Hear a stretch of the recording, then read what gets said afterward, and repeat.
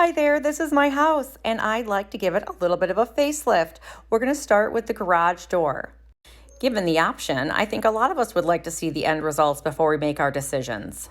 So I jumped into my PicsArt app and I started layering my photos. But I really wanted to see the whole look. So then I found a trellis and I was able to add that to my photo. But what if I had a trellis and a white garage door? What if the bushes to the side were gone? Well, let me show you how I did it.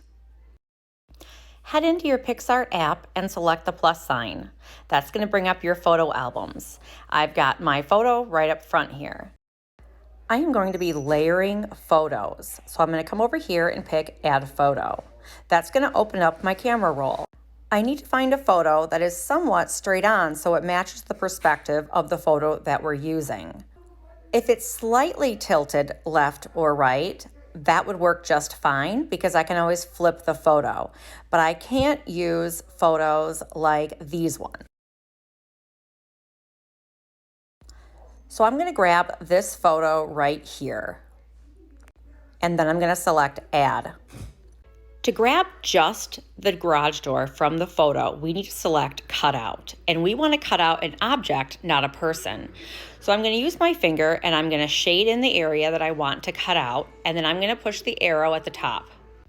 Now we're going to do some detail work with this little paintbrush right here, and I'm going to blow it up and try to fill in these edges.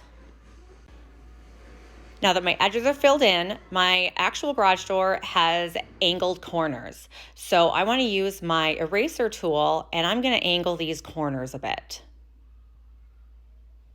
And a save right there at the top. Now we're just going to adjust the door so that it fits into my space. And I don't care if I squish the door a little bit, as long as it makes sense and gives me the idea of that full garage door, I'm totally fine with it. I can't recommend zooming in enough. That's really what makes things easier. Now that that's done, I'm going to apply. And now we get to pick our next feature. So we're going to add another photo. And we're going to scroll down here. We're going to add a trellis.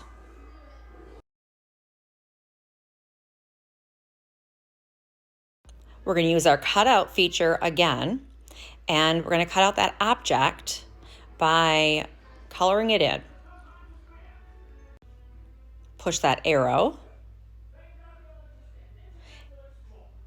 And we get our end result, which we want to clean up a little bit.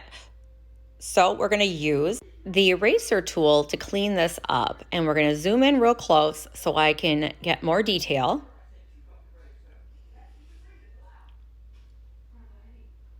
And we're going to zoom out and zoom back in.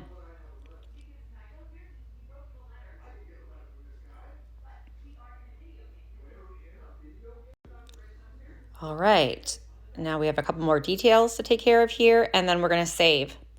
I'm going to fit this in place first. And one of the issues that I came across was that I couldn't find a trellis in the color I wanted, which was black. So I had to find one in white and then figure out how to change the color of this. So we have plenty of effects down here at the bottom that I played around with. So once this is fit, I'm going to go down to Effects, which is the FX at the bottom. Click on that, and I went down to negative. So the negative is showing you the negative color, but then I thought I'd show you guys the other colors, but I decided to go with negative. And then there's something that I can do to darken it even further, and that's using this blend tool.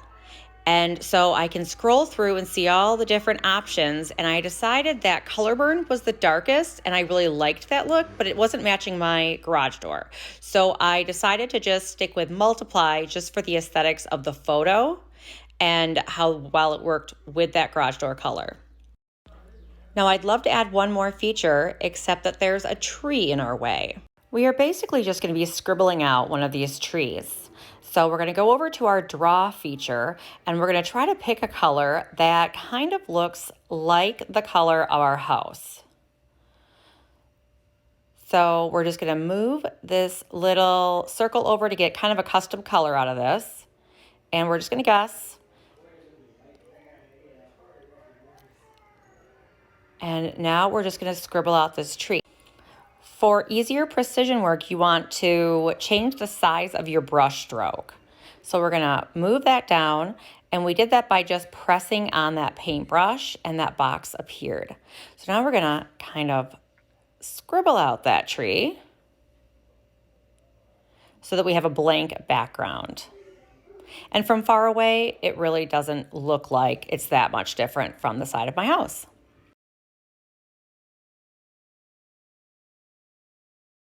We're ready to add our last feature. So we're gonna go over to add a photo.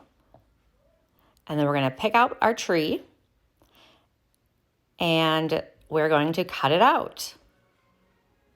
Shade it in. We're gonna select our arrow key and that looks perfect. We're gonna save that and bring it into our original photo.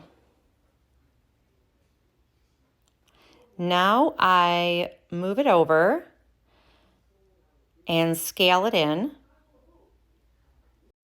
If you wanted that tree to blend in a little bit better, you would actually use the blend feature and maybe change its effect so it wasn't so green next to the house that kind of has a dull overcast look.